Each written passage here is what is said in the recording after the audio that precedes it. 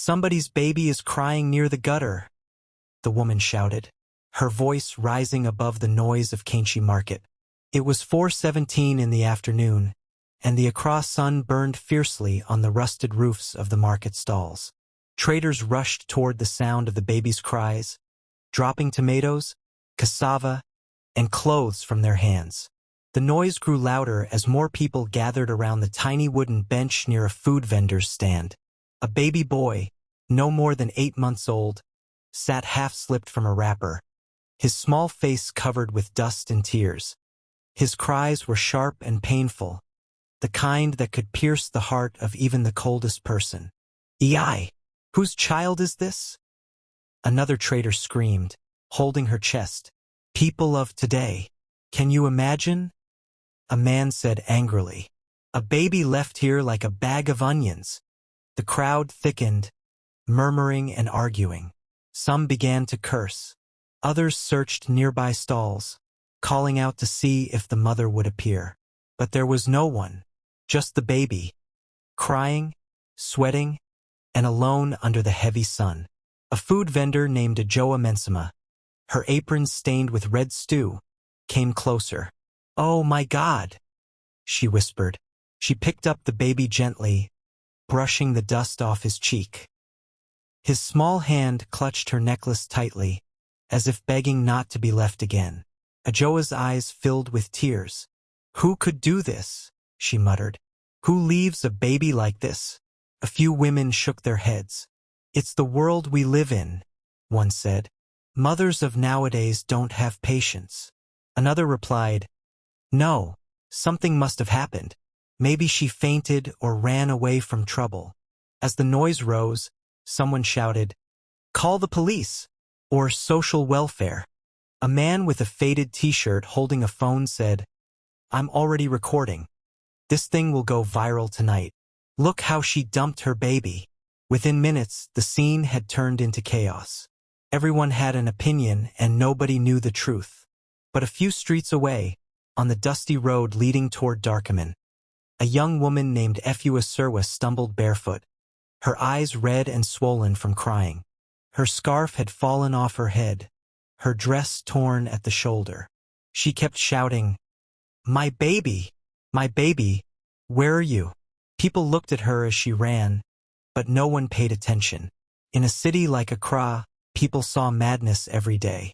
Some thought she was just another drunk woman making noise. Others crossed the road to avoid her. Efua's chest heaved as she reached the junction, falling to her knees. Her mind was spinning.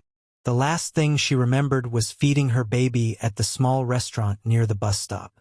She had closed her eyes for what she thought was just a second.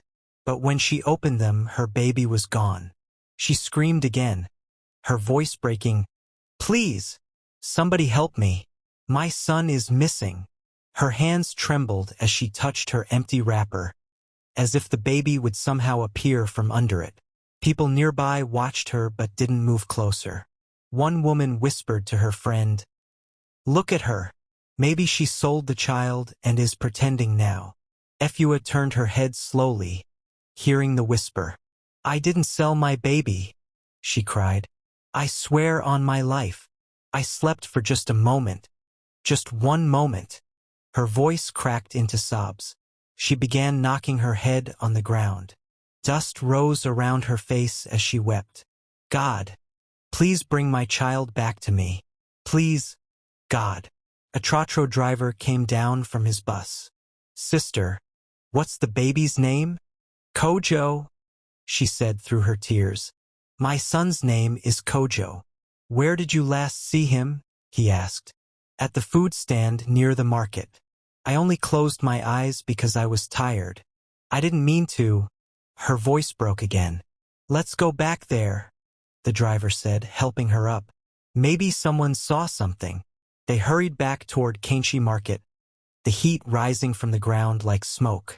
The streets buzzed with traders shouting prices, taxis honking, and preachers yelling about repentance. But all Efua could hear was her own heartbeat thudding painfully in her chest.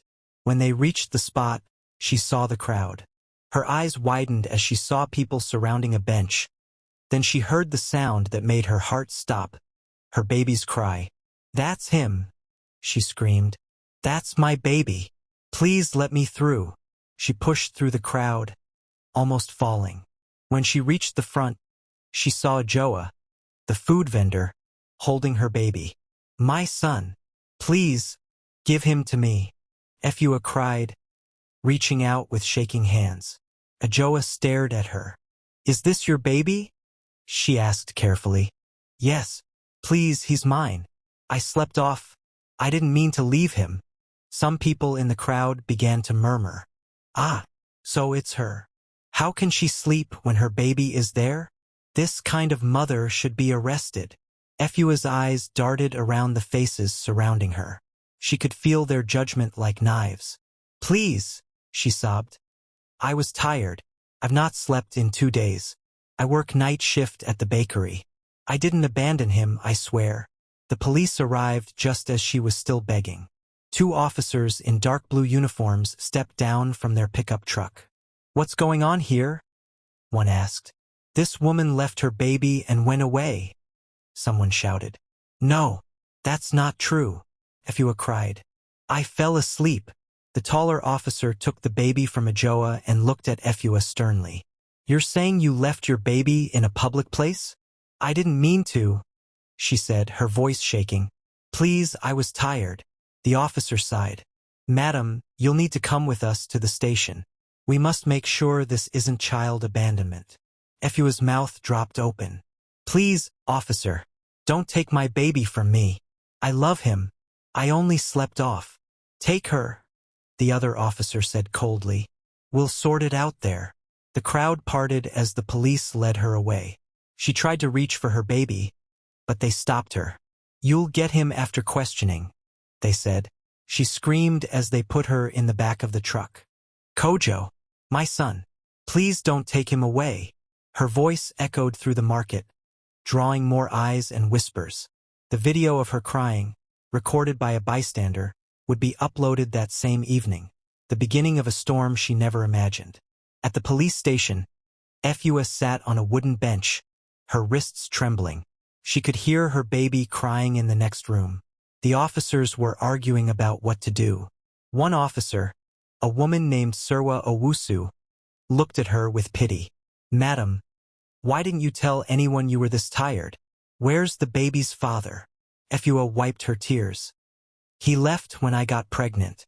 I've been alone ever since." The officer sighed and shook her head. "Life is not easy for you. I can see that. But this could have ended very badly. Anything could have happened to that child." Efua buried her face in her hands. "I know. Please, I know. I just wanted to feed him before I went to work. I didn't even mean to sit. I was tired, and I thought I would close my eyes for a few seconds." Serwa sat beside her quietly for a moment. "You're lucky that baby was found alive. You don't know what happens in this city. God must have protected him." Efua nodded weakly. "I'll never forgive myself." Meanwhile, the officer in charge was making calls to social welfare, unsure whether to charge her or let her go. Outside, reporters had already gathered, having seen the viral video online. The headline spreading across Facebook read, "Careless mother sleeps off, abandons her baby at Kainchi Market." When Efua was finally allowed to step outside, flashes from cameras blinded her. Journalists shouted questions. "Are you the mother who abandoned her child? Did you sell the baby? Why did you leave him there?" She couldn't speak. Tears rolled down her face as she whispered, "Please, I'm not a bad mother. I just slept.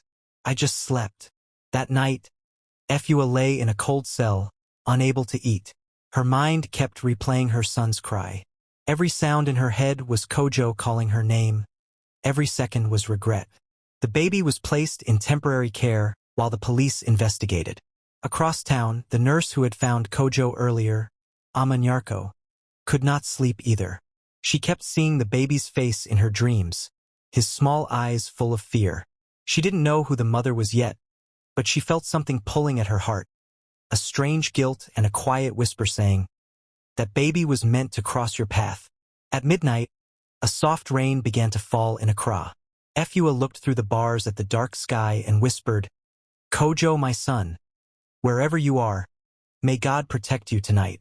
She didn't know that her story was already spreading through every phone in Ghana, that strangers were arguing about her online, that some were calling her wicked and others were calling her human. And she didn't know that by morning, the same internet that shamed her would soon bring her face to face with an unexpected miracle. The loud bang on the iron gate jolted everyone awake inside the small police station. "She's dead. The mother has collapsed inside the cell," a voice shouted. 2 officers ran toward the corridor where Efua had been locked the night before. The thin mattress on the floor was soaked with sweat. Efua lay motionless, her skin pale, her lips dry. For a moment, everyone thought the worst had happened. "Bring water, fast," Officer Serwa shouted, kneeling beside her. She poured some water on Efua's face, but there was no movement. "Efua, Efua, can you hear me?" The younger officer ran to the table. "Call the ambulance." After a few tense seconds, Efua coughed weakly and opened her eyes. Her breath came in short, painful gasps. "My baby," she whispered. "Where's Kojo? Please, tell me he's okay." Serwa placed a hand on her shoulder gently. "He's fine, Efua. Your baby is safe." Tears rolled down Efua's cheeks. "Please don't let them take him away. I can't live without him." The officer sighed, looking at the broken woman in front of her. Her heart softened. She had seen many criminals, liars, and thieves in her years at the station, but Efua didn't look like any of them. She looked like a woman life had beaten too many times. Outside the cell, the morning sun rose over the busy streets of Accra. Traffic horns blared. Traders were already shouting their prices. But inside that small cell, time seemed to stop for Efua. She could still hear her son's faint cry echoing in her ears. By 9 a.m., a social welfare officer arrived. Her name was Madame Akua Danso, a middle-aged woman with a calm but firm voice. She entered the cell holding a file. "Good morning, Efua," she said. "We need to talk." Efua sat up slowly, her eyes swollen. "Please, madam, I didn't abandon my child. I swear." Akua nodded slowly. "I read your statement. You said you fell asleep?" "Yes, madam," Efua replied quickly. "I had worked all night in the bakery. I just wanted to feed him before my next shift. I didn't mean to close my eyes. When I woke up, he was gone." Akua watched her carefully. "Do you have any family in Accra?" "Only my sick mother in the village," Efua said softly. "I came to the city to work and send her money." Akua flipped through her papers. You understand, Efua. We have to investigate before we can return the child to you." Tears filled Efua's eyes again. "Madam, please, I can't lose him. He's all I have." Akua sighed. "I will see what I can do. But for now, your child will remain under temporary care until we finish our report." When Akua left, Efua buried her face in her hands and cried silently. Each tear felt like a punishment. She could feel the judgment of the world pressing on her shoulders. Meanwhile, across town in Nima, Nurse Ama Nyarko sat on her sofa, scrolling through Facebook. The viral video had already reached 500,000 views. The caption read, "Heartless mother dumps her baby and pretends to cry later."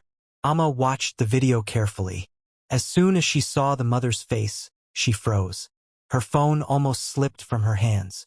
"Oh my God," she whispered. "That's her. That's the woman from yesterday." Her husband, Yonyarko, looked up from his newspaper. "What are you talking about?" Ama turned the phone toward him. "This is the woman I told you about. The one who was sleeping near the restaurant where I found the baby crying." Ya frowned. "So she's the mother?" "Yes. And now the internet is tearing her apart," Ama said, her voice trembling. "But what if she's telling the truth? What if she really didn't mean to leave him?" Ya shrugged. "Ama, don't involve yourself in things that will bring you trouble. You already returned the baby to the police. Let them handle it." Ama shook her head slowly. "But my heart is not at peace. That woman looked tired, not wicked. You saw how the baby clung to me. He must have sensed fear. Maybe she just needed help." You folded his newspaper and sighed. Sometimes helping people can destroy you. Leave it alone. But Amma couldn't. All day, the mother's tear-streaked face haunted her. Every time she looked at Kojo's small baby shoes sitting in her house, she felt something twist inside her. At the police station, things were getting worse. Reporters had started camping outside the gate, waiting for more drama. Some people online had even started calling for Efua's arrest. Others said she should lose custody permanently. By evening, a young journalist named Kweku Arma arrived with his camera. He was known for chasing sensational stories. "Officer, I just want to talk to her," he said. "Not possible," Surwa replied sharply. "The woman is not in the mood for interviews." Kweku smirked. "This story is already everywhere, officer. The people have a right to hear her side." Surwa shook her head. "Come back when she's released." But while Kweku waited outside, he noticed something strange. People began bringing gifts. Bags of baby food, diapers, clothes. A woman from a church came and said softly, "We saw her video. We want to help." The officer looked at the donation and blinked. "You want to help her?" "Yes," the woman said. "She's not wicked. She's human. Every mother gets tired." By the next morning, the table outside the police station was full of gifts from strangers. People touched by the story. Some even offered to pay her rent when she got out. The same world that condemned her yesterday now began to pity her. When Efua was brought out for questioning again, she saw the pile of baby supplies outside. She couldn't believe it. "Who brought all this?" she asked softly. Surwa smiled faintly. "People from social media. They say they believe your story." Efua began to cry again. "I don't deserve it. I just want my son back." "Patience," Surwa said. "Good things are starting to happen." Later that day, Madame Acua returned. "Efua," she said, "we've finished our first report. The baby is safe and healthy. But the welfare board needs to see where you live before any decision is made." "I live in a small room in Alejo," Efua said quickly. "It's not much, but it's clean." "Good," Acua replied. "We will visit tomorrow morning." That night, Efua was released temporarily under Acua's supervision. The officers gave her some of the baby items donated by kind strangers. As she walked out of the gate, she looked up at the dark sky and whispered, "Thank you, God. Maybe you haven't forgotten me." But while she was trying to rebuild her hope, the internet continued to burn with arguments. Some called her Lazy Mother of the Year. Others said she was a symbol of how society neglects poor women. Memes spread everywhere. Efua's name was trending, but for the wrong reasons. Across the city, Amanyarko couldn't sleep. She turned on the news and saw Efua's face again. The reporter said, "The young woman accused of abandoning her baby has been released on temporary bond. Social welfare continues to investigate." Amma bit her lip. "I have to see her," she murmured. "I have to tell her I was the one who found her son." He looked at her with tired eyes. "Amma, please, stay out of this." But she had already made up her mind. "If I were in her place, I would want someone to stand for me." The next morning, as the sun rose over Accra, Amma dressed in her nurse's uniform and took a taxi toward Alejo. She carried a small bag of baby milk, diapers, and some cash. Her heart pounded as the car moved through traffic. Efua's small room was barely wide enough for a bed and a table. When Amma knocked, she heard a weak voice say, "Who is it?" "It's me," Amma said softly. "The nurse who found your baby." Efua froze. Slowly, she opened the door. Her eyes widened when she saw Amma holding the baby supplies. You found Kojo?"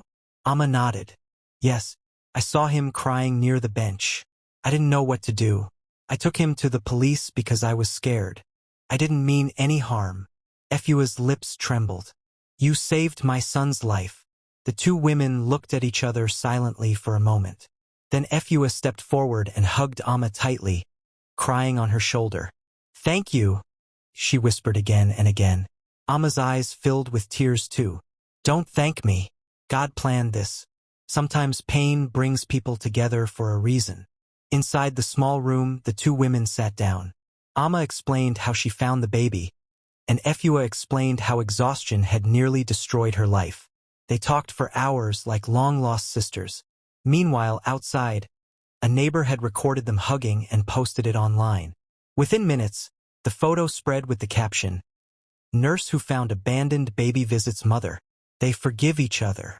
By evening, the internet had turned again. Where there was once hate, there was now love. Comments flooded in. "God bless this nurse. This story made me cry. Every mother deserves a second chance." But in the midst of the joy, there were still whispers of doubt. Some people claimed Efua was faking humility for attention. Others warned Amma that she was putting herself in danger. That night, Amma received a strange message on her phone from an unknown number. It said, "Stay away from that woman. You don't know who she really is." She frowned, staring at the message. The words made her heart race. Who could send such a thing? She decided not to tell her husband yet. But deep down, she knew something about this story wasn't finished. Back in her room, Efua knelt beside her bed, holding a small photo of her son. "Thank you, Lord," she whispered. "You gave me a second chance. I will never fail again." But outside, in the shadows of the street, someone watched her through the open window. Someone who had been at the market that day. Someone who had seen everything, and who knew that the story of Kojo's disappearance wasn't as simple as everyone believed. The sound of glass shattering in the middle of the night made Efua jump from her sleep. Her small oil lamp flickered weakly as she turned toward the window. Someone had thrown a stone through it. The pieces scattered across the floor, and her heart began to pound like a drum in her chest. She looked outside, but the street was empty. The silence was heavy, too heavy. Then she saw it, a piece of folded paper tied to the stone. Her hands trembled as she picked it up. The handwriting was rough, angry, and rushed. "You don't deserve that child. Next time, you won't be so lucky." Efua froze. The paper slipped from her hand and fluttered to the ground. Her mind went blank. She stood for several seconds, unable to breathe. Then her knees gave way, and she sank slowly to the floor. Tears filled her eyes. Why? Why can't they leave me alone? Her neighbor, Corker, who lived in the next room, heard the noise and came running. "Efua, what happened?" Efua held up the paper, her hands shaking. "Someone threw this into my room. They say I don't deserve my baby." Corker picked up the note and read it quickly. Her eyes widened. "Jesus Christ, who would do such a thing?" "I don't know," Efua whispered, clutching her wrapper tightly around her shoulders. "I've already suffered enough. Why are people so cruel?" Corker looked around the room nervously. "Let's lock the door and call the police. This is not safe." But Efua shook her head. "They'll only say I'm looking for attention again. Nobody believes me anymore." Corker touched her shoulder gently. "I believe you, but you need protection. Whoever did this might come back." Outside, the night wind blew through the narrow street, carrying the smell of smoke and rain. Dogs barked in the distance. Efua sat on her bed, staring at the cracked window, afraid to close her eyes. Every sound made her flinch. The next morning, Amanyarko came by again. She noticed the broken window and frowned. "Efua, what happened here?" Efua handed her the paper silently. Amma read it and gasped. "This is serious. Someone is threatening you." "I don't know who," Efua whispered. "Maybe it's someone from the market. Maybe someone who still thinks I abandoned Kojo on purpose." Amma sat beside her. "You need to tell the police. This is not just gossip. It's a threat." Efua's voice broke. "Amma, I can't go back there. I can't face them again. They all look at me like I'm a monster. They don't see how tired I was. They don't see how much I love my son." Amma took her hand. "Listen, Efua. You can't let fear win. You've already been through too much. I'll go with you. We'll make sure this is reported properly." That afternoon, they both went to the police station together. Officer Surwa was surprised to see them. "What brings you here again?" she asked gently. Amma handed her the note. "Someone threw this through her window last night." Surwa read it slowly, her expression hardening. This is not good. We'll send someone to patrol the area tonight. Whoever wrote this wants to scare you. Efua looked down. It's working, she said quietly. Surwa softened her voice. You've done nothing wrong, Efua. Don't let people destroy the peace you're trying to build. As they were about to leave, another officer entered the station, holding a phone. Madam Surwa, come and see this. Someone just posted a new video online about the same case. They gathered around the phone. It was a short clip of a man standing near Kainchi Market, shouting angrily at the camera. That woman lied to all of you. I saw her that day. She dropped her baby and walked away. You're all being fooled. The caption read, Exclusive eyewitness speaks out. The truth about the careless mother. Efua's legs almost gave out. That's not true, she whispered. That's not true. Amma quickly supported her. Who is this man? Surwa frowned. He didn't leave a name, but this video is already spreading fast. People are saying he's a vendor from the market. Amma clenched her fists. We can't just let him destroy her reputation again. Surwa nodded. I'll contact our cybercrime unit. Maybe they can trace the uploader. By the time they left the station, Efua's face was pale and tired. Every time I try to move on, she said weakly, something pulls me back. Amma wrapped her arm around her. You're stronger than you think. Don't let this finish you. That evening, the two women sat together in Efua's small room. Amma helped her fix the window with cardboard while Kojo slept peacefully in a small basket beside them. The baby's quiet breathing filled the silence between their words.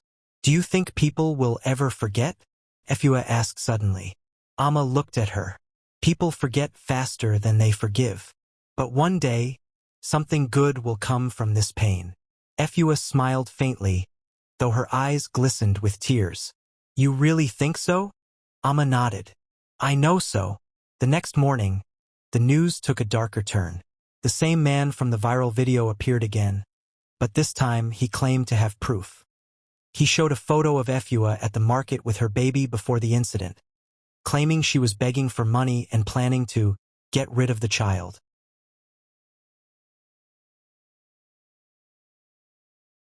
Amma saw the video at the hospital during her shift. Her hands tightened around her phone. This is getting out of control, she muttered. That afternoon, she rushed back to Efua's house only to find a small crowd gathered outside. Someone had sprayed words on the wall in red paint. Bad mother. Efua sat inside, trembling. They think I'm evil, she said quietly. Even my landlord said I should leave by the end of the week. Amma's heart broke. She turned to the crowd. Leave her alone. Have you no shame? She's already suffered enough. But the people just murmured and dispersed slowly, some laughing as they walked away. That night, Amma couldn't sleep. She kept hearing Efua's voice saying, They think I'm evil. Something had to be done. She made a decision that would change everything. The next morning, Amma called her journalist friend, Yoridu, who worked for a reputable media station. Ya, please, I need your help. The story about that mother everyone is insulting. It's all wrong. Ya sighed. Amma, we've already covered that story. The public has made up their mind. Then let's show them something new, she insisted. Let's show them the truth. Yo was silent for a moment, then said, Fine, bring her to the studio tomorrow. But no drama. I want the truth, not tears.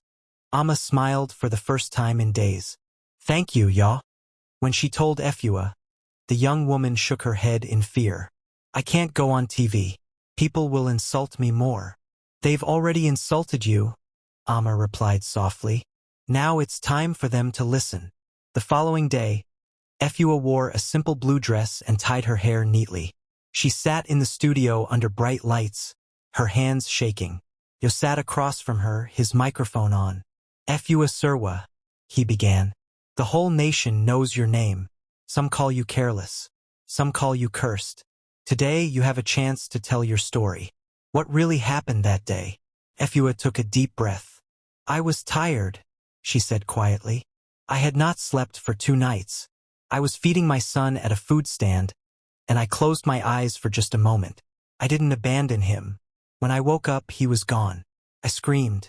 I ran. I begged for help, but nobody believed me. Her voice cracked. I love my son more than my own life. I would never hurt him. I'm not perfect, but I'm not evil. The studio went silent. Even you looked moved. And what do you want people to know now? Efua wiped her tears. I want them to know that poverty and tiredness can break anyone. Don't judge mothers like me. Help them. We need rest, not rejection. When the interview aired that evening, something extraordinary happened. Comments flooded in again.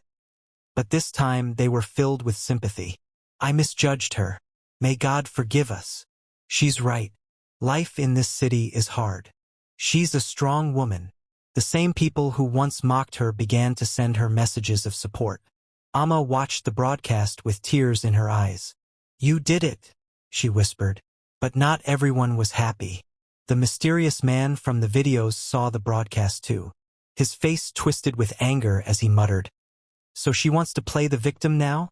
Let's see how long her luck lasts. That night, as Efua returned home from the interview, a dark figure followed her from a distance.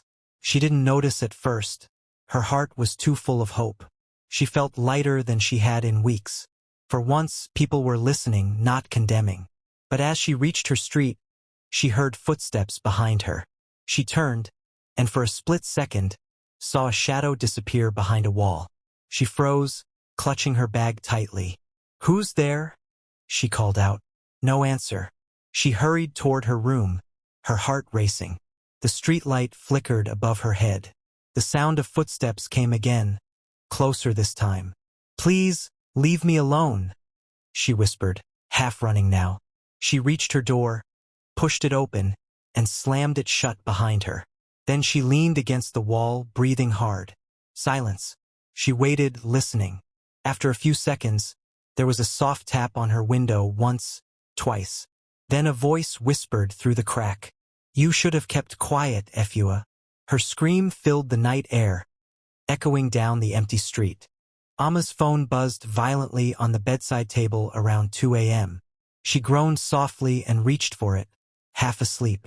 When she saw the name flashing on the screen, Efua, she sat up straight, instantly alert. Efua? She whispered. Why are you calling at this hour? On the other end, Efua's voice was shaking so badly that Amma could barely make out the words. Someone was at my window again. I heard him whisper my name. He said I should have kept quiet. Amma, I'm scared. Amma jumped out of bed. Where are you now? In my room, Efua said, crying. The baby's crying too. I don't know what to do. Please come. Amma didn't even wait to think. She grabbed her purse, wrapped a shawl around her shoulders, and shook her husband awake. Y'all, I have to go. It's Efua again. She's in danger. He rubbed his eyes. At this hour? Amma, no. Call the police instead. They won't come quickly, Amma said, already heading for the door. I can't leave her alone. Yo sighed heavily but didn't stop her. At least take my torchlight. And be careful. Amma nodded, kissed him briefly on the cheek, and rushed outside.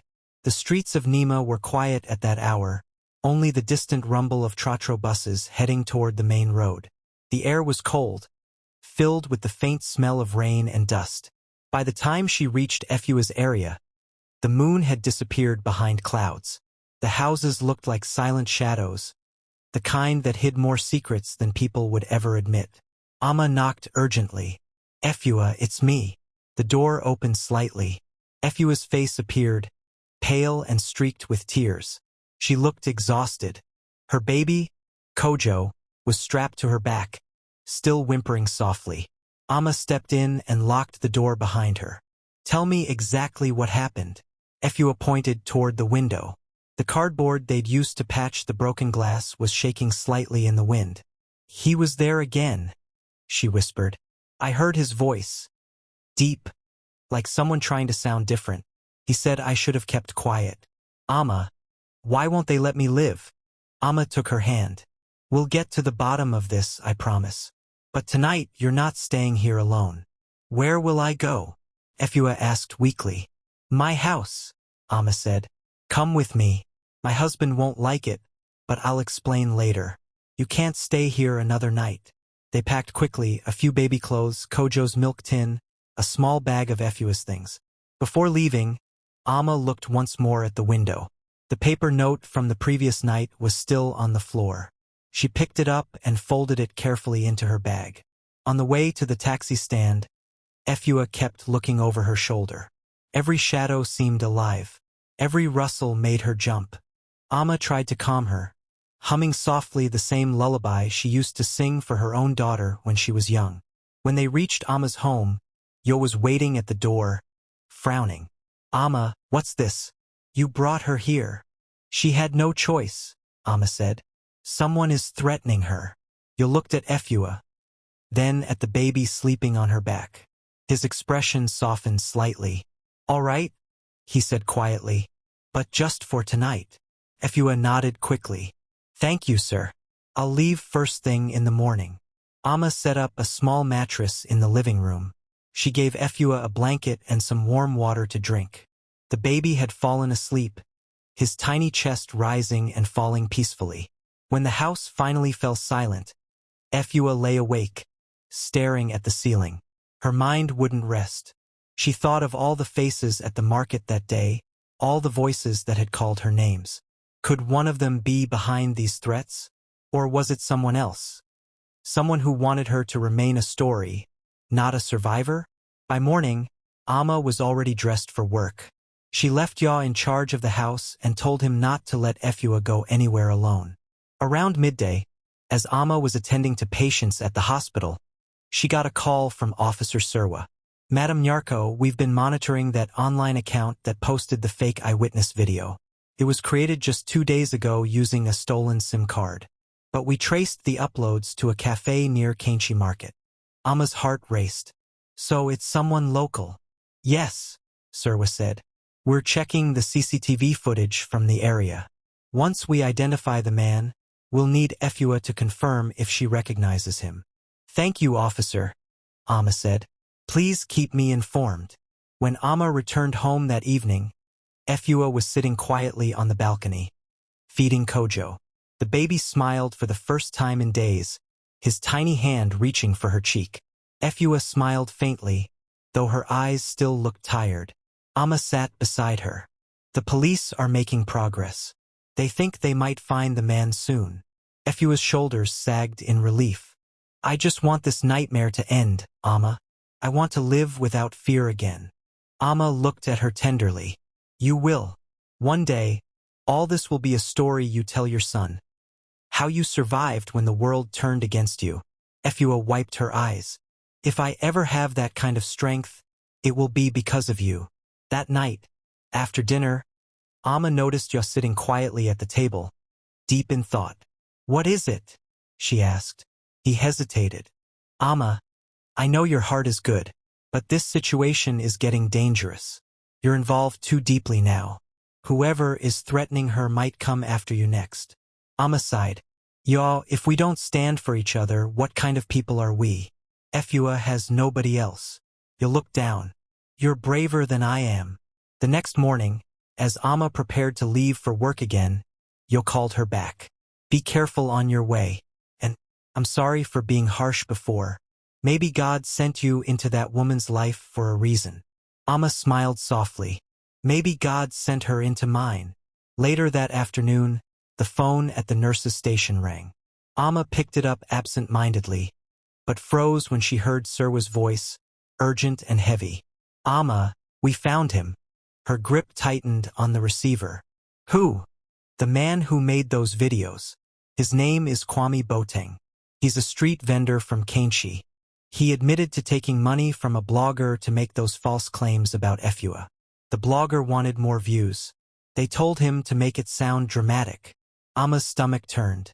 So it was all for social media? Yes, Serwa said bitterly.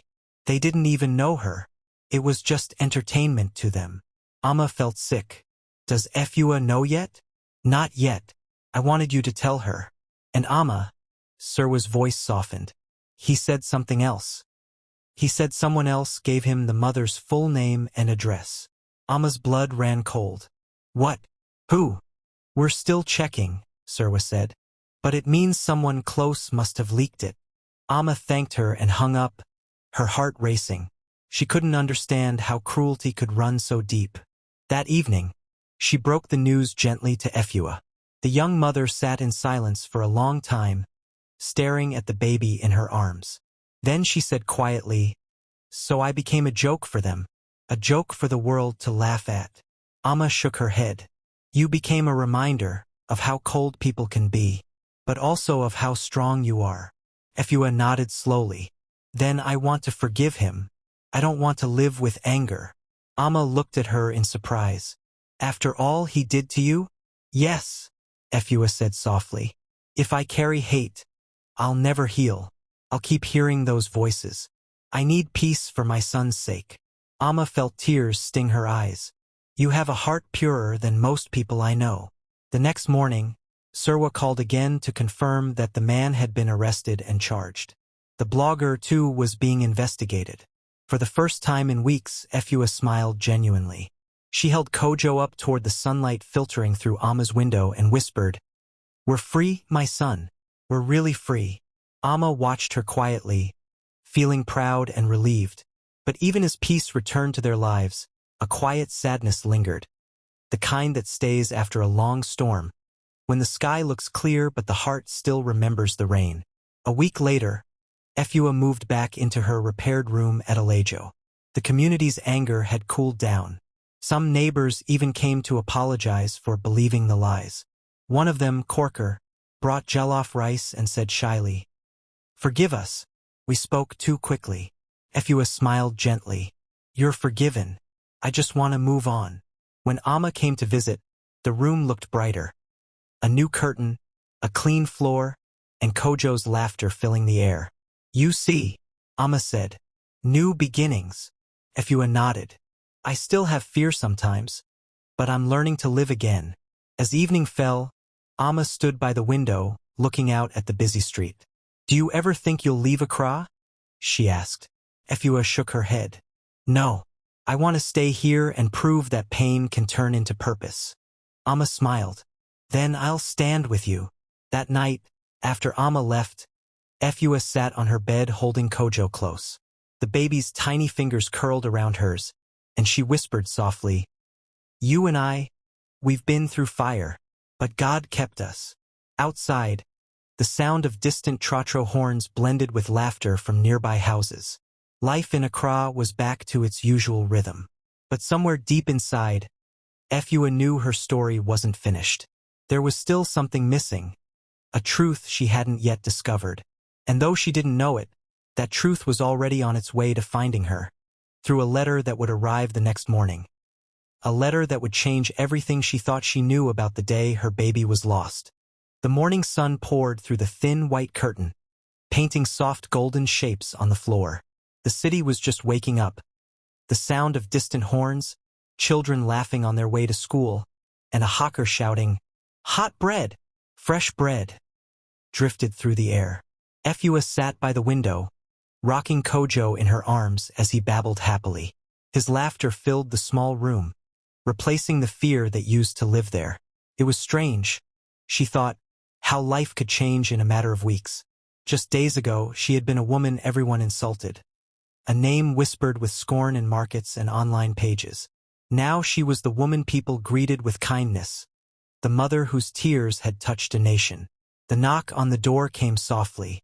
She turned. "Come in." Amma stepped inside, smiling warmly. She wore her nurse's uniform, neat and crisp, but her eyes looked tired. "You look brighter today," she said. Efua smiled back. "Because for the first time, I slept without fear." Amma sat beside her. "That's how it should be." She reached for Kojo, who stretched out his chubby hands toward her. "And how is my little hero?" Kojo giggled, grabbing Amma's necklace. Amma laughed softly, the sound easing the room. Efua looked at them for a long moment, her chest tightening with gratitude. "Amma, sometimes I wonder what would have happened if you didn't find him that day." Amma shook her head. "Then God would have sent someone else. But I'm glad he sent me." Efua's eyes watered. You saved not just my son's life, but mine too. Amma squeezed her hand gently. Don't cry. You did your part too. You didn't give up. For a while, they sat in silence, listening to the baby's gentle coos. Outside, a breeze moved through the mango tree near the compound. The day felt peaceful, a peace neither of them had felt in months. Amma pulled an envelope from her bag. Something came for you. It was dropped off at my hospital. Efua frowned. For me? Yes. It's from the church women's group that saw your interview. They've been raising support for single mothers. Efua took the envelope carefully. Inside was a handwritten letter and a small money order. The letter was simple but heartfelt. Dear Efua, your story reminded us that motherhood is not about perfection but love. We have all made mistakes, but your courage showed us hope. Please accept this little gift to start your own business. May you never lack again. Tears slid down Efua's cheeks as she read. Amma, look at this. People who don't even know me are blessing me. Amma smiled softly. The same world that mocked you is now lifting you. That's how God works. He turns shame into favor. Efua held the paper to her chest. I want to use this to open a small stall. Maybe I can sell pastries. I learned how to bake when I worked in the bakery. Amma's eyes brightened. That's a wonderful idea. I'll help you get the permit. We can talk to one of my patients. She works at the municipal office. Efua laughed through her tears. Amma, sometimes I think you're not just my friend. You're an angel in disguise. Amma chuckled. I'm just a woman who believes in second chances. Later that afternoon, the two women walked together to the nearby market to make inquiries about renting a small stall. The familiar noise of traders shouting, the smell of roasted plantain, and the sight of colorful fabrics fluttering in the air brought memories rushing back. Efua's steps slowed near the place where it had all happened. The bench, the vendor's stand, the spot where her baby had once cried alone. Amma noticed her pause and touched her arm gently. You don't have to relive that pain. Efua shook her head. No, I need to see it one last time. She walked to the bench slowly. It looked different now, freshly painted, clean. But to her, it was the same place where her world had fallen apart. She sat for a moment, holding Kojo close, whispering softly, We survived. A few traders nearby recognized her and waved shyly. Madam Efua, one called. You're looking strong today. Efua smiled, surprised. Thank you. Another woman approached, carrying a basket of oranges. We were harsh to you that day, she said quietly. Forgive us. We didn't know the truth. Efua stood up, touched the woman's arm, and said gently, You're forgiven. That day, everyone was scared, even me. The woman's eyes glistened. May God bless you and your child. As they walked away, Amma glanced at Efua. You see, healing isn't only for you. It's for everyone who hurt you too. Efua nodded. I feel lighter, like the air here doesn't hurt anymore. The following weeks passed in quiet progress. Efua got her stall approved and began baking small loaves and meat pies from home. Amma visited after work almost every evening to help package them. Ya, who had once been cautious, now brought sacks of flour and said, My wife has found a new sister, so I guess I have two now. They all laughed together. Kojo began to crawl around the small house, giggling every time Amma chased him playfully. The sound of joy replaced the old silence of fear. One Sunday, Amma convinced Efua to come to church. At first, Efua hesitated. She hadn't stepped into a church since her arrest. People will stare, she said. Let them stare, Amma replied. You're walking testimony. So they went. When Efua entered the church, she felt hundreds of eyes on her. But instead of whispers, she heard clapping. The pastor smiled warmly. Brethren, he said into the microphone, this is the woman whose story reminded us that God never abandons his children. Let's thank him for her life. The congregation stood, singing softly. Efua covered her face with her hands, overwhelmed. She didn't feel shame anymore, only gratitude.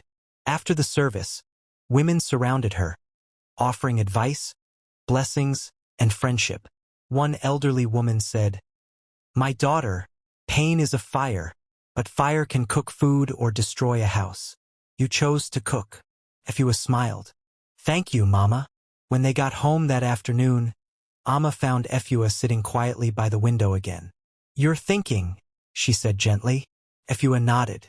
Yes, I'm thinking about all the women out there who are tired, who cry alone, who have no one to help them. I want to help them too. Amma tilted her head. How? I don't know yet, Efua said, her eyes shining. Maybe I can start a small group, a safe place where mothers can rest and talk, a place where no one will judge them. Amma smiled, deeply moved. That's beautiful, Efua, and I'll stand with you. We'll call it the Kojo Foundation, in honor of your son. Efua laughed softly. The Kojo Foundation. I love it. Months passed. The little bakery stall became known across the neighborhood for its warm meat pies and sweet buns. People stopped calling her the careless mother. They now called her Mama Kojo the baker. Children ran to her stall after school, shouting her name. One day, while she was serving customers, Amma arrived with good news. Efua, the hospital wants to sponsor your foundation's first event. They'll let us use their hall for free. Efua's eyes widened. Really? Amma, this is too much. It's not too much, Amma said, laughing. It's just the beginning. That weekend, the event took place. Over 20 women came. Tired mothers, widows, market sellers, and young single parents. Efua stood before them, trembling a little. But when she began to speak, her voice was steady. I once thought my life was over, she said softly. I thought my mistake would define me forever. But today I stand before you as proof that no darkness lasts forever. You are not alone. You are worthy of love, rest, and new beginnings. When she finished, the hall erupted in applause. Many women were crying. Some walked up to her to hug her tightly. Amma stood at the back, tears rolling down her face. She whispered to herself, this is what God meant when he said beauty for ashes. Later that night, after everyone had gone home, Efua and Amma sat on the empty stage, eating leftover meat pies and laughing like sisters. The hall lights glowed softly, and Kojo slept peacefully on a blanket beside them. Amma turned to her. You see, Efua? The same voice that once cried for help now brings comfort to others. Efua nodded, gazing at her sleeping son. Maybe that's why all of it happened. Maybe it wasn't to destroy me, but to make me strong enough to help others. Amma smiled. Life's pain often carries secret seeds of purpose. They sat quietly for a while, listening to the night sounds outside, distant drums, laughter, the hum of traffic. Efua leaned back and sighed deeply. For the first time, Amma, I feel at peace. Amma looked at her friend, proud and grateful. You've earned it. The next morning, Efua woke to the soft light of dawn streaming through her window. She picked up Kojo, who was still half asleep, and pressed a kiss to his forehead. Good morning, my son, she whispered. The world was cruel once, but now it's kind again. And your laughter is my victory. As she looked outside at the awakening streets of Accra, the trotro buses, the women carrying baskets on their heads, the men setting up their stalls, she smiled. The city that had once been a place of shame now felt like home again. She turned and saw Amma approaching from the road, waving and holding a bag of flour. They laughed as Amma called out, Mama Kojo, the bakery queen. And just like that, the pain that once defined her story became something else entirely. A memory that no longer hurt, a reminder that even in the hardest places, compassion can grow. Efua looked at her son again, and her heart whispered a silent prayer of thanks. For every tear that fell, for every fear I faced, for every hand that reached to lift me. Thank you, God. Thank you for turning my mistake into a miracle. And as Kojo giggled in her arms, the sound rose above the city noise, warm and pure. A sound of life, of healing, of hope restored. The morning breeze carried the smell of freshly baked bread through the narrow streets of Alejo. The sun had barely risen, yet the small stall with the painted sign Mama Kojo Bakery and Foundation was already alive with activity. Women laughed softly as they arranged loaves on wooden trays. Children darted between tables, and Efua moved among them, smiling in her simple yellow dress, her wrapper tied neatly around her waist. Every Saturday had become special. It was the day the Kojo Foundation opened its doors to mothers who needed help, not with money alone, but with rest, food, and comfort. They called it Mother's Morning. Efua would provide breakfast from her bakery, Amma would give free health talks, and together they would listen to stories of women who had been ignored by everyone else. That morning, Efua stood by the counter arranging meat pies while Kojo played on the floor with other children. His laughter was like music, echoing through the stall. Amma arrived a few minutes later, her nurse uniform replaced with a colorful Kent blouse and simple slippers. She waved as she entered. "Good morning, Mama Kojo," Amma said playfully. Efua laughed. "Good morning, Nurse Amma the Angel." They hugged warmly. Amma looked around at the crowd of women already sitting under the canopy. "You've turned this place into something beautiful, Efua." Efua smiled proudly. "It's not me. It's all of us. Every woman who comes here leaves something behind. A story, a smile, or a prayer." Amma nodded. "That's what healing looks like." Soon the meeting began. Efua stood at the front, holding Kojo in her arms. The women fell silent as she spoke. "My sisters," she said softly, "we all know life can be heavy. Some days you wake up and don't even know how to keep going. But look at us, we are still here. We are still standing." Her voice trembled slightly, filled with truth. "I once thought I had lost everything, but now I see that pain was just a bridge. It led me to all of you." A woman in the back wiped her eyes. Another murmured, "Amen." Amma followed with a short talk on caring for children's health.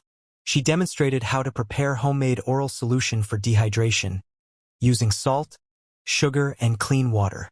The mothers listened closely, taking notes. Afterward, they ate together, bread, tea, and laughter blending like music. Some women danced briefly to the sound of a small radio, their babies tied to their backs. Others simply sat in peace, knowing they weren't alone. Efua watched it all quietly. For the first time in her life, she felt useful in a way that had nothing to do with survival. This wasn't about pity anymore, it was purpose. As the meeting ended, Amma pulled her aside. "There's something I want to show you." She led Efua outside to where a small wooden sign stood freshly painted in blue and white. It read, "The Kojo Foundation, a home of second chances." Efua gasped softly. "Amma, when did you do this?" Amma grinned. "You helped me paint it last night. We wanted to surprise you." Efua's eyes filled with tears. "It's perfect." They stood there for a moment, watching the sunlight fall on the new sign. Passers-by stopped to look, smiling. A few people even came closer to ask about the foundation. Amma handed them flyers she'd printed. The word was spreading. As days turned into weeks, the foundation became a small movement in the community. Churches donated clothes. Students volunteered to teach literacy classes for mothers who couldn't read. Local nurses offered free checkups once a month. Efua's bakery funded most of the daily needs. Every loaf of bread sold meant another mother could eat breakfast or buy diapers for her child. The more she worked, the more peace she felt. One evening, after everyone had left, Efua and Amma sat outside the stall watching the sunset. The sky was painted in deep orange and pink, the air filled with the sound of distant drums. Kojo was asleep in Amma's arms. Efua looked at him fondly. "He's growing fast." Amma smiled. "And he's strong, just like his mother." Efua shook her head lightly. "I used to think strength meant not crying. Now I know it means crying and still standing afterward." Amma nodded slowly. "You've learned what most people never understand. That softness and strength can live in the same heart." They sat in silence, each lost in thought. Efua thought of all the women who came through their doors, the tired ones, the broken ones, the silent ones. She knew every face carried its own story of survival. When she got home that night, the moon was high. She laid Kojo on his mat and sat by the window, looking out at Accra's lights. Somewhere out there, she thought, another mother was awake, crying quietly so no one would hear.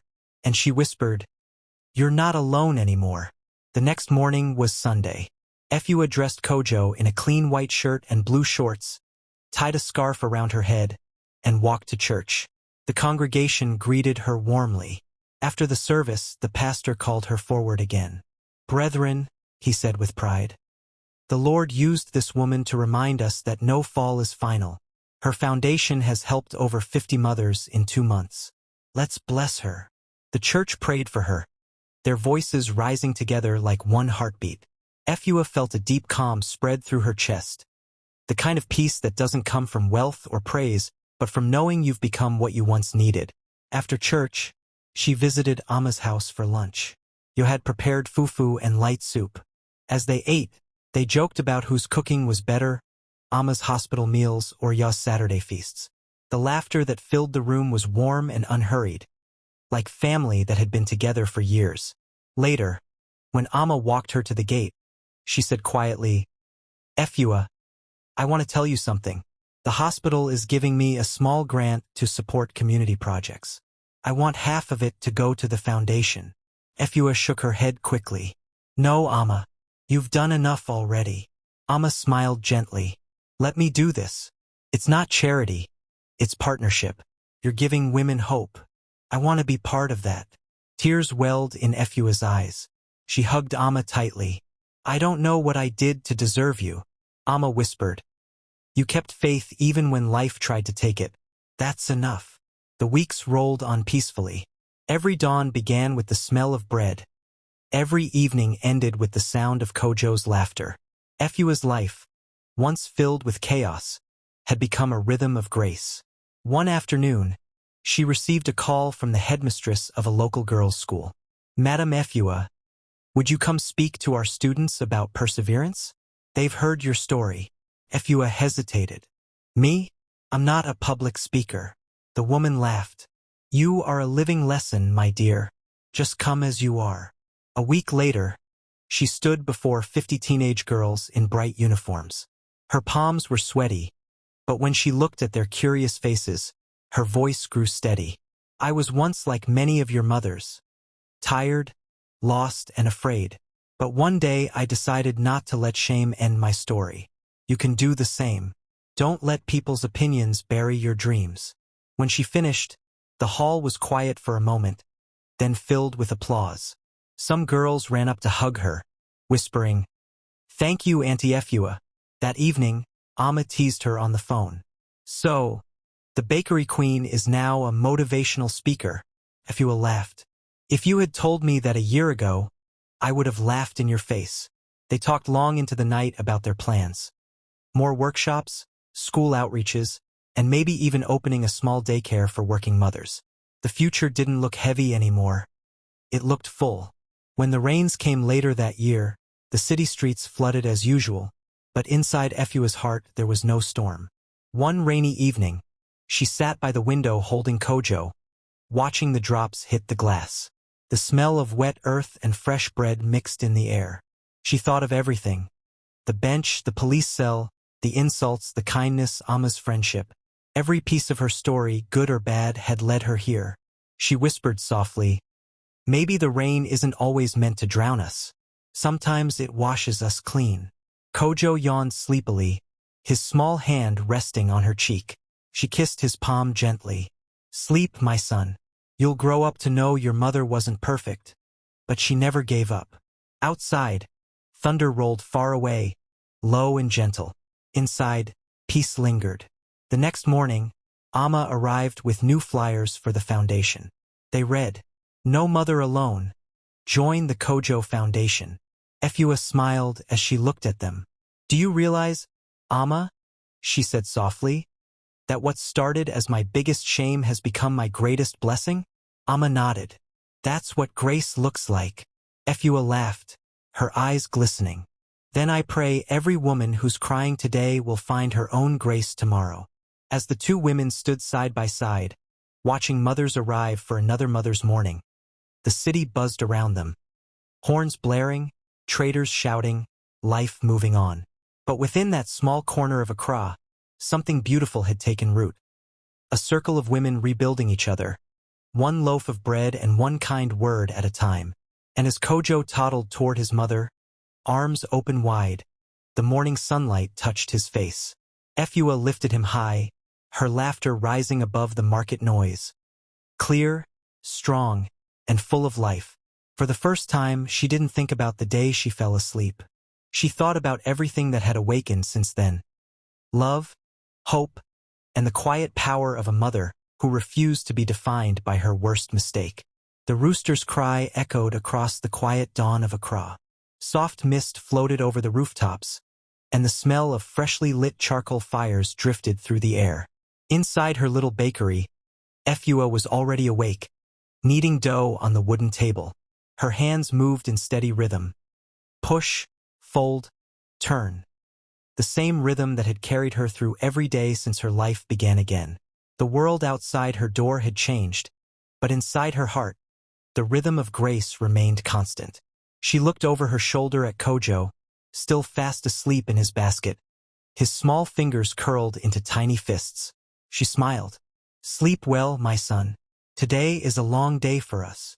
By sunrise, the bakery was warm with the scent of bread.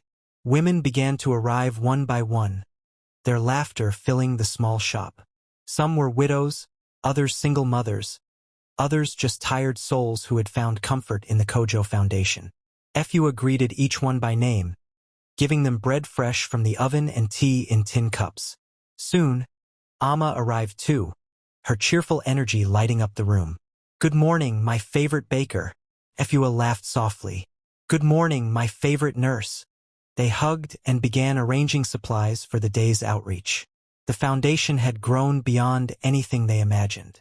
What started as a few mothers meeting under a small canopy was now a network reaching 3 neighborhoods: Alejo, Nima, and Kainchi. Local churches and schools had begun to send women their way, and every weekend, they organized visits to help mothers who couldn't leave their homes. Today, they were heading to Medina, where a group of young mothers had written to ask for help. Some had lost jobs, others were struggling to feed their children. Efua packed loaves of bread, small tins of milk, and used clothes donated by neighbors. Yo came in carrying a box. "More baby clothes from my colleagues," he said, placing it on the table. Efua smiled warmly. "Thank you, Yo. You're part of this family now, whether you like it or not." Yo chuckled. "I've accepted my fate. But don't tell Amma. She'll make me deliver bread too." Amma laughed from the corner.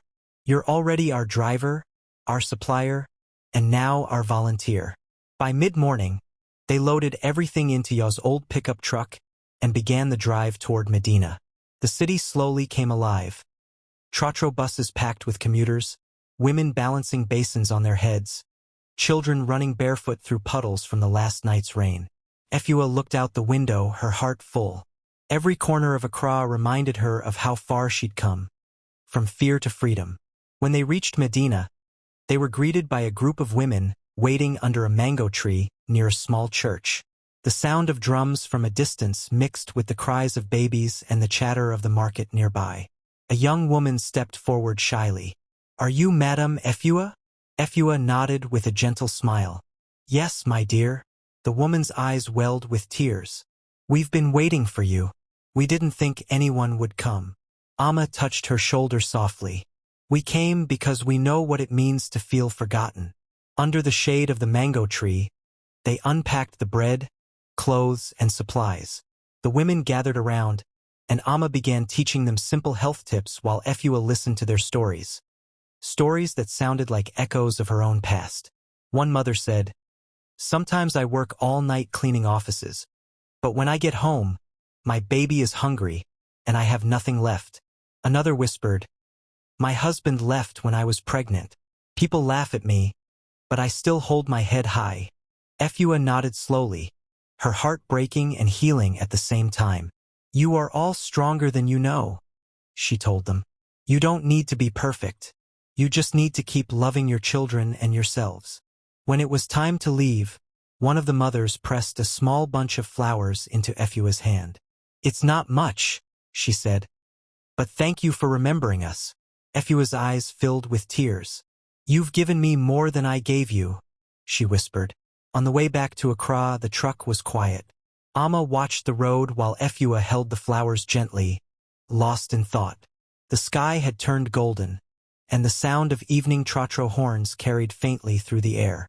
Do you ever wonder, Amma said softly, why God chose you for this journey? Efua looked at her with a small smile.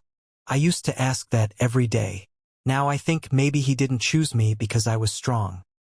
He chose me because I was weak enough to understand pain. Amma nodded slowly. Maybe that's how compassion is born, through cracks in the heart. That evening, they reached home tired but content. Kojo, who had stayed with Ya's sister, ran to his mother, laughing and clapping his small hands. Efua scooped him up, hugging him tightly. My sunshine, she whispered. Later, after dinner, she sat outside watching the stars appear one by one. The neighborhood was quiet except for the hum of distant radios and the rhythmic beat of pestles from women pounding fufu. Amma joined her with 2 cups of hot tea. You know, Amma said, what you've built is more than a foundation. It's a family. Efua smiled, sipping her tea. That's all I ever wanted, to make sure no mother feels alone again. Amma nodded. And you've done that. Look how far we've come from that day in the market. Efua looked at her friend with warmth. We've come from tears to laughter, from shame to peace. You were God's answer when I cried for help. Amma reached over and held her hand. And you were his answer when I asked for purpose. For a long moment, they sat in silence, the air between them full of gratitude. Weeks turned into months. The Kojo Foundation expanded quietly but steadily. They began visiting nearby villages, Dadawa, Kasoa, and Nsawam, bringing bread, baby clothes, and listening ears. Local chiefs gave their blessings.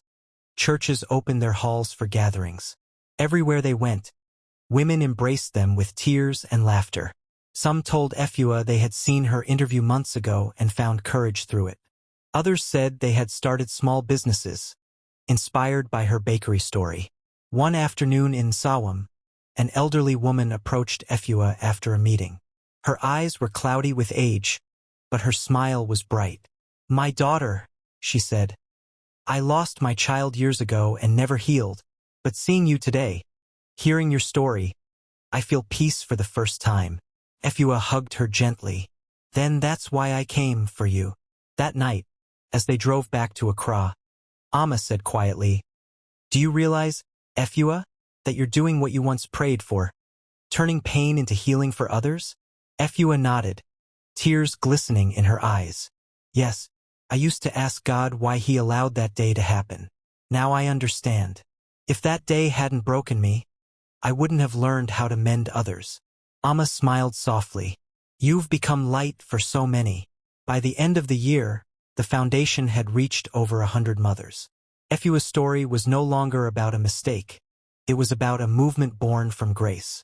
Her bakery had grown too. She hired 3 young women from the foundation, teaching them how to bake.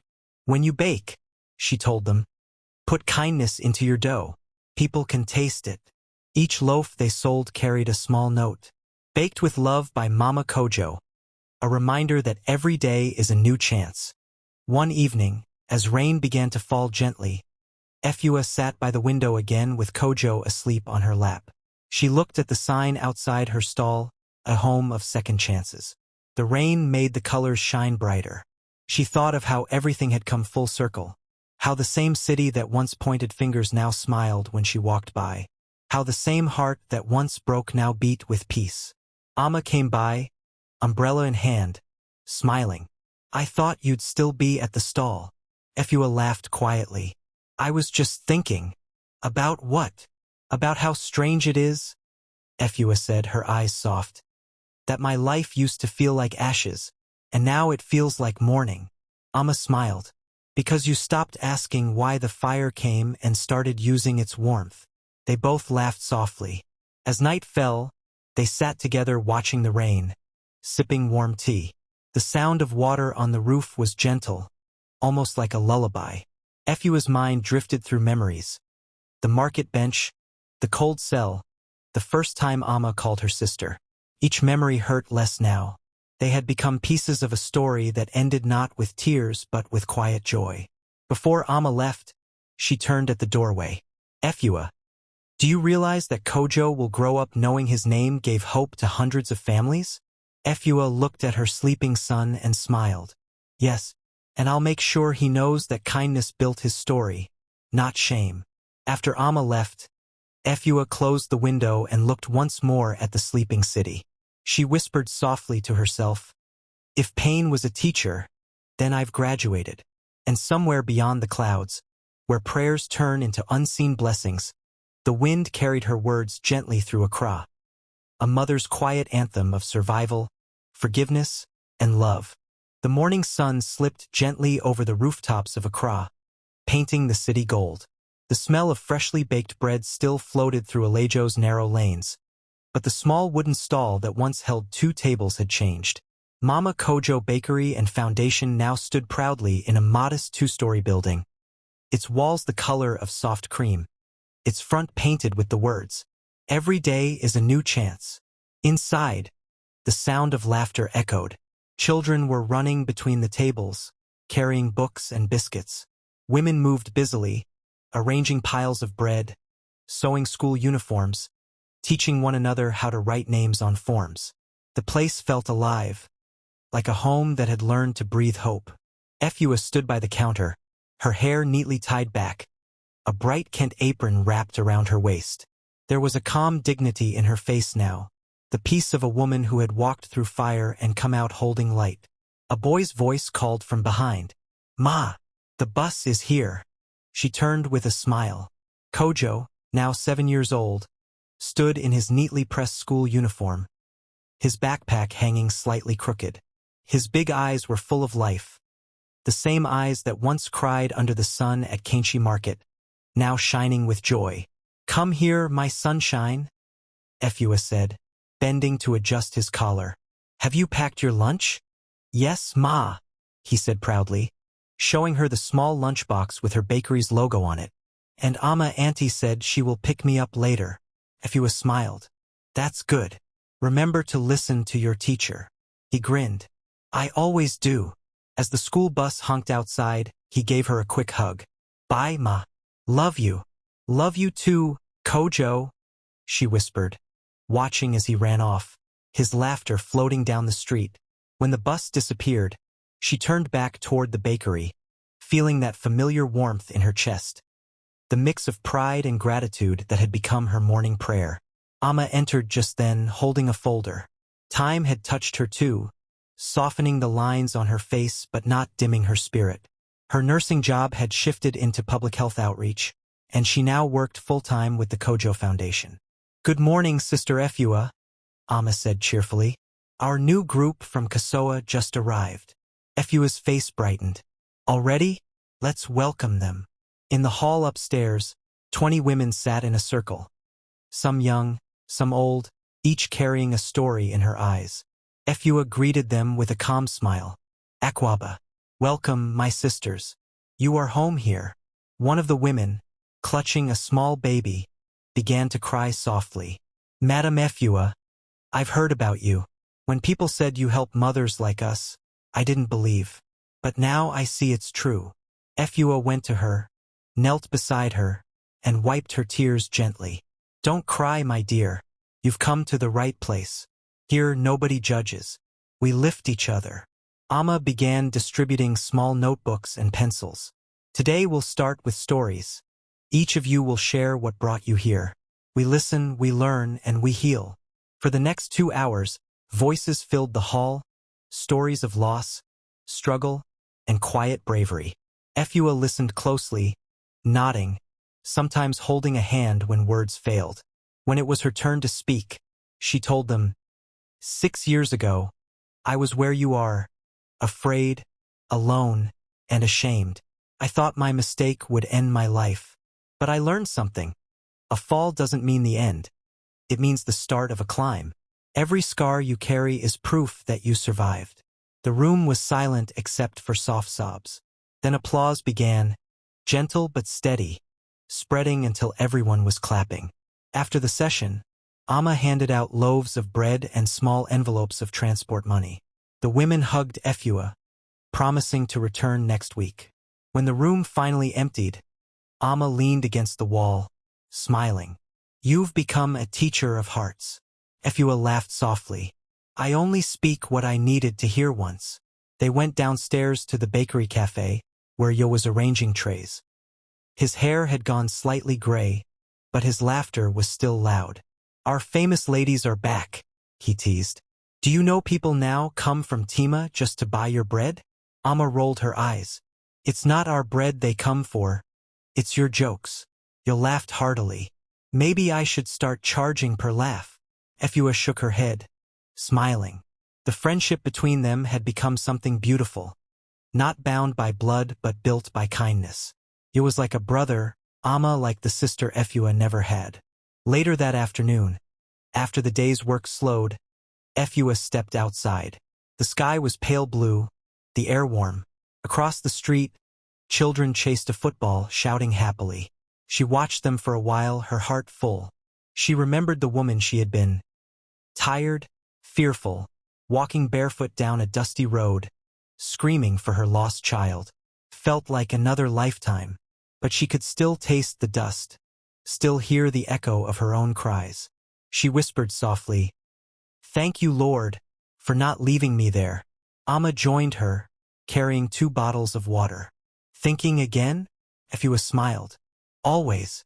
Amma handed her a bottle. "Then at least think while you drink."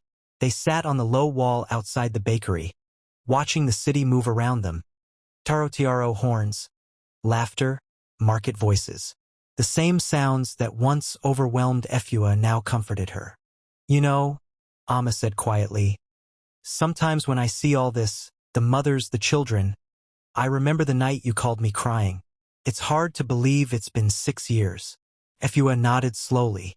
"It feels like yesterday and forever ago at the same time." Amma looked at her. "Do you ever wish it hadn't happened?" Efua thought for a long moment before answering. "No. I wish it hadn't hurt, but I don't wish it away. That pain gave birth to all this. Without it, I'd still be running from life instead of living it." Amma smiled softly. "Then you've truly healed."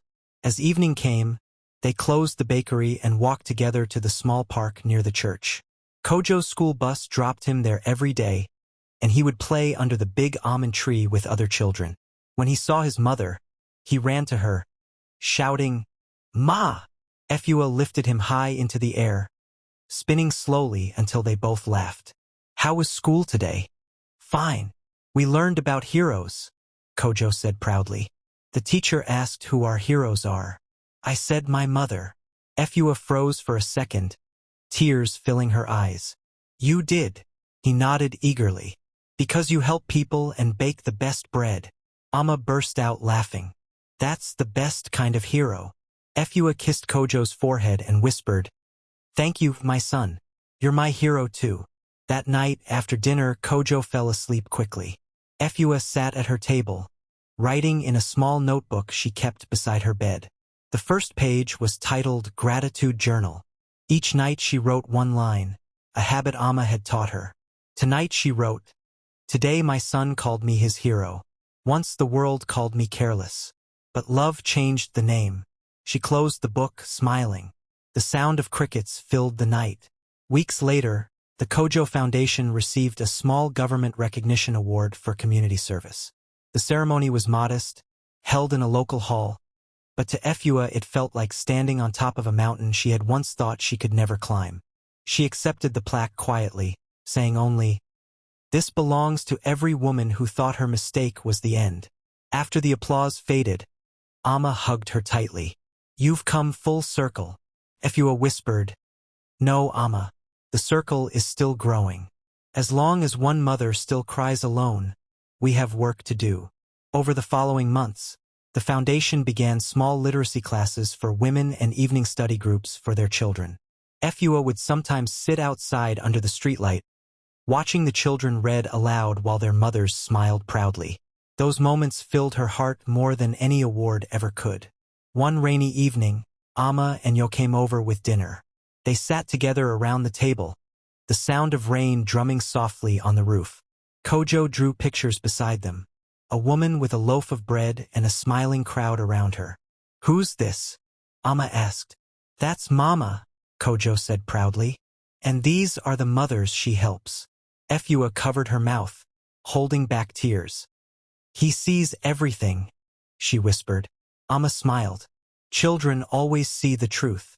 When the rain stopped, they stepped outside. The street shone under the dim yellow lights, the air smelling of wet earth. Efua looked up at the sky. "Do you think the world ever truly repays kindness?" she asked quietly. Amma shook her head. "Kindness isn't a debt. It's a seed. It keeps growing where you least expect." Efua smiled. "Then I pray it keeps growing long after I'm gone." As they said goodnight, Amma looked at her dear friend, strong, peaceful, and free, and felt something sacred settle in her heart. That night, when the city finally slept, Efua stood by the window once more. Kojo lay dreaming peacefully, the soft rhythm of his breathing filling the room. She touched the glass lightly and whispered, "From shame to strength, from tears to laughter, this is our story." Outside, a faint breeze passed through the streets of Accra, carrying the smell of rain and bread, the scent of a new morning. And as the city dreamed, somewhere in the quiet corners of the night, a single truth lingered, that a mother's love, once doubted and broken, had become a light bright enough to guide others home. The last bell of the day rang across the courtyard of Rising Star Junior High in Accra. The hot sun shimmered on the dusty playground, and students poured out of the classrooms shouting with the wild joy of freedom. Among them was 13-year-old Kojo Serwa-Mensah, tall for his age, slim, with curious eyes and a smile that always seemed ready. He slung his backpack over one shoulder and walked toward the school gate with his two closest friends, Kwesi and Rita. They talked about the upcoming football match and whose mother made the best fried plantain.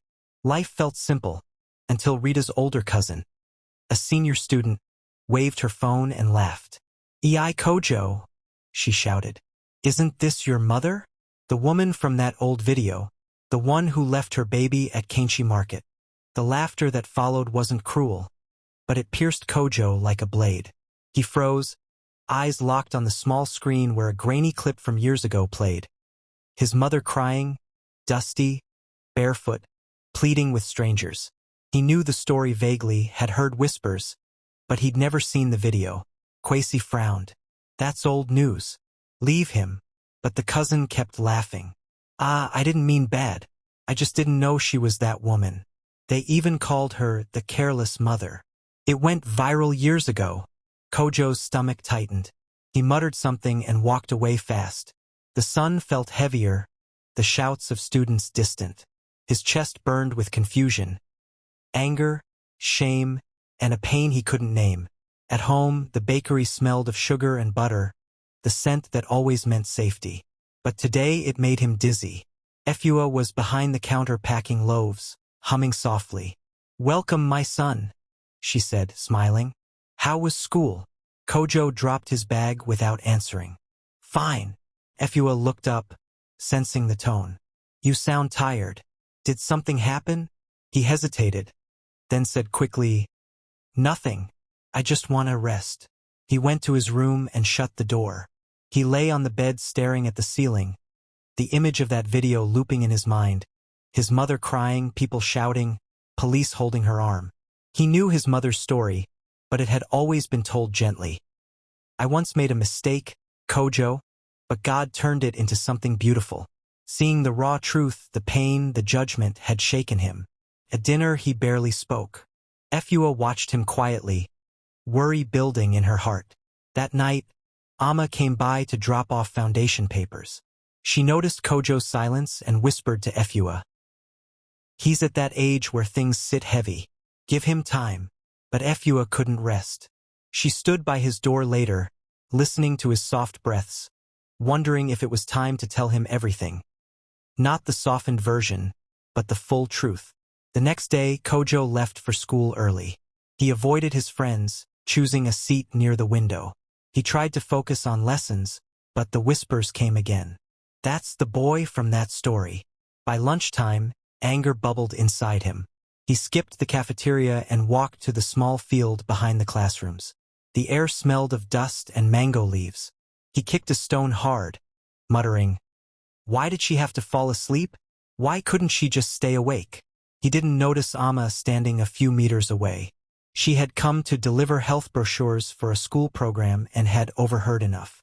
"Kojo," she said softly. He turned sharply. "Auntie Amma, what are you doing here?" She walked closer. "I was looking for the headmistress. But maybe God wanted me to find you first." He looked down, embarrassed. "You heard me." "I did."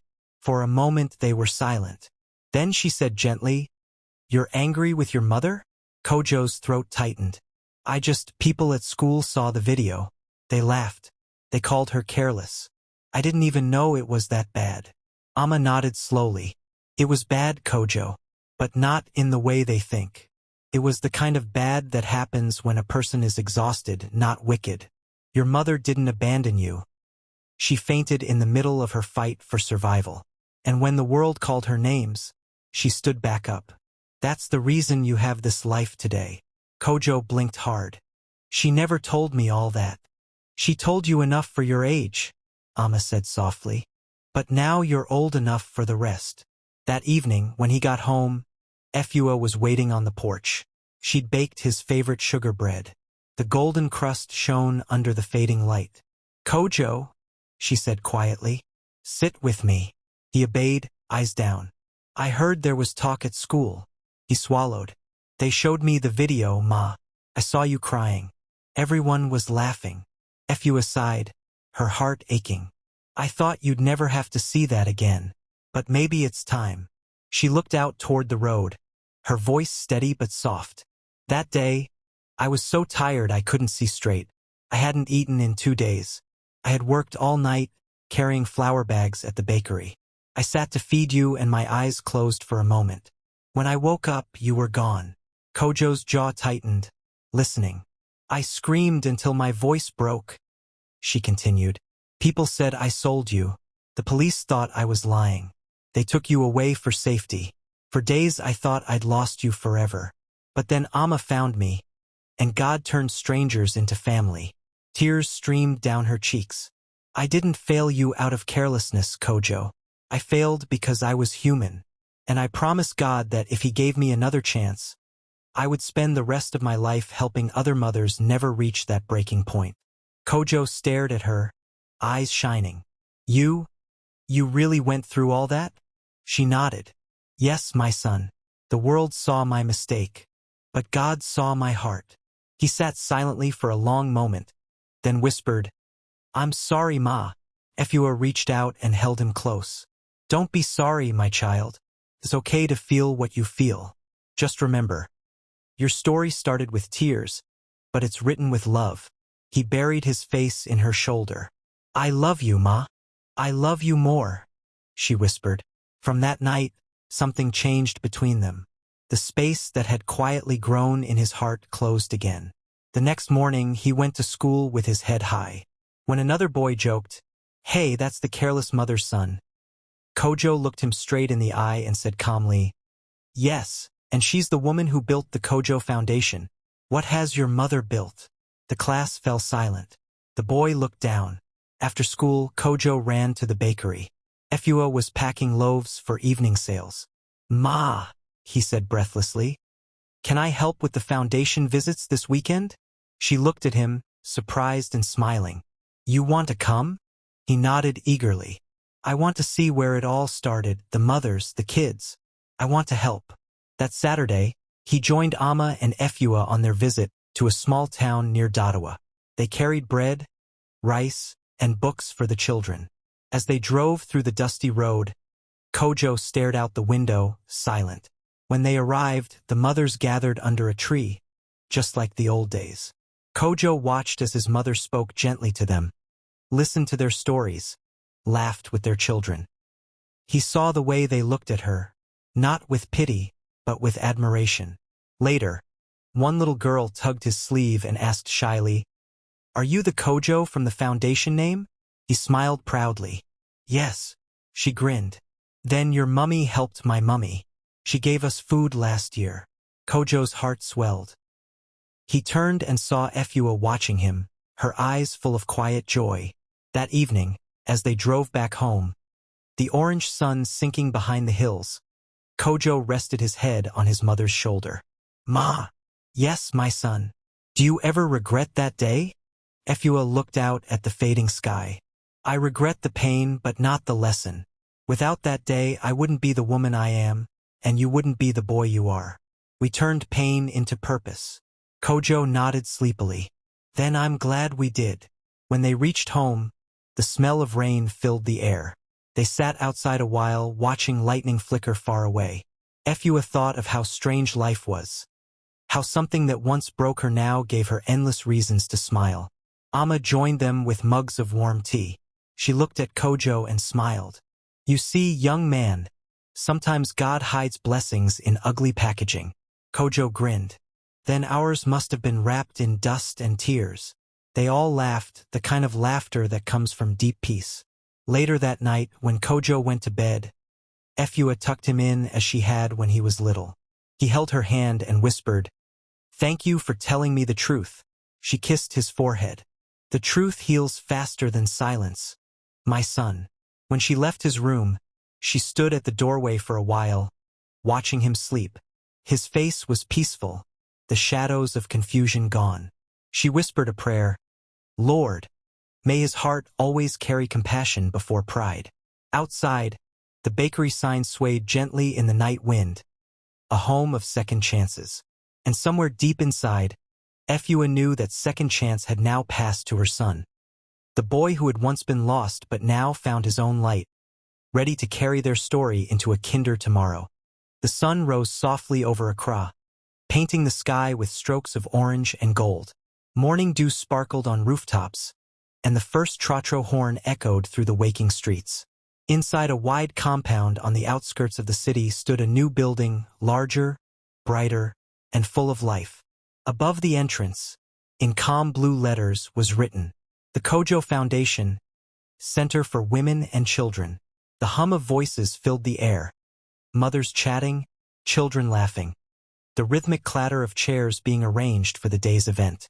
Today marked 10 years since the foundation's beginning. Volunteers in bright yellow shirts moved about, hanging banners that read, "Celebrating Second Chances." In the middle of it all stood Kojo, now a young man of 19. Tall, confident, and gentle. He wore a simple white shirt with the foundation's logo embroidered on the pocket. His voice carried warmth, his movements sure. He looked every bit like the man his mother had raised him to be. He was arranging chairs when Amma walked in, her hair streaked with gray but her smile as bright as ever. "Kojo, you're already working? The event doesn't start for 2 hours. He grinned. "Auntie Amma, I learned from you and Mama. Preparation is respect for purpose." Amma laughed softly. "You sound more like your mother every day." "Then I'm on the right path," he said. Car pulled up outside, and everyone turned. Efua stepped out slowly, wrapped in a simple but elegant African print dress, her hair covered with a soft scarf. The women nearby began clapping quietly, not because she demanded attention, but because her presence carried peace. Kojo went to her immediately, taking her hand. "Easy, Ma. The steps are steep." "I'm not that old yet," Efua teased.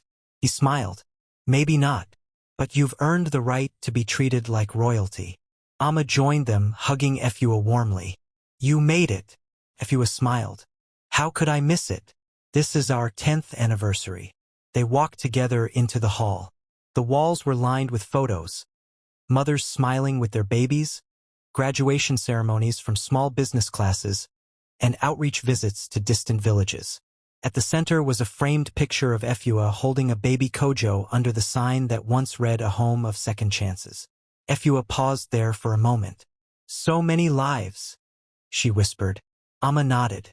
"All born from one painful day that became a seed." The event began with quiet singing from the foundation's choir, mothers who had once been beneficiaries now lifting their voices in harmony. The song, written by one of them, told of falling, rising, and finding home again. As the music faded, Kojo took the stage. His voice carried a calm authority that made people listen. 10 years ago, this foundation began in a small bakery stall. It started with my mother's tears, tears that turned into bread, and bread that turned into hope. Today, we have helped over 1,000 mothers across Ghana rebuild their lives. Applause filled the room. Efua bowed her head, overwhelmed. Kojo continued, but beyond the numbers, what matters most is the message, that no mistake defines a person forever. My mother taught me that love and patience can build bridges stronger than shame. He looked toward her, his eyes shining. Mama, this center is your legacy. Everything we do carries your name, your courage, your story.